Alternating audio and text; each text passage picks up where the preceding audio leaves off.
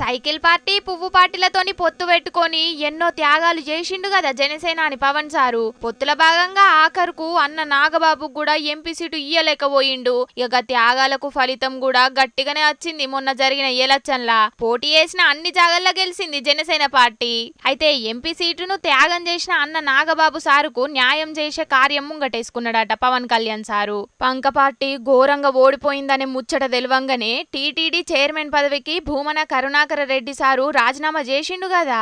అగో గా TTD chairman పదవిలా Nagababu సారును కూసుండబెట్టాలని plan చేస్తున్నాడట జనసేనాని. అయితే గా పదవికి సైకిల్ పార్టీ సీనియర్ లీడర్లు కూడా లైన్లున్నారట. సినిమా నిర్మాత అశ్వనీ దత్ కు కూడా గా పదవిత్తరనే గుసగుసలినబడుతున్నాయి. చూడాలే మరి ఏపీల కూటమి లీడర్లు ప్రమాణ స్వీకారం చేసినాక ఏం నిర్ణయాలు తీసుకుంటారో, టీటీడీ చైర్మన్ పదవిలో ఎవరిని కూసుండబెడతారో. జనసేన 21 ఎమ్మెల్యే సీట్లు 2 ఎంపీ సీట్లు గెలిచింది కాబట్టి క్యాబినెట్ ల కీలకమైన పదవులు కూడా తీసుకోవాలని ఆలోచనలు చేస్తున్నారట. చూడాలే మరి కూటమిలున్నోళ్ళెవ్వరు కూడా నారాజు కాకుండా అన్ని పదవులను ఎట్లా పంచుకుంటారో మరి.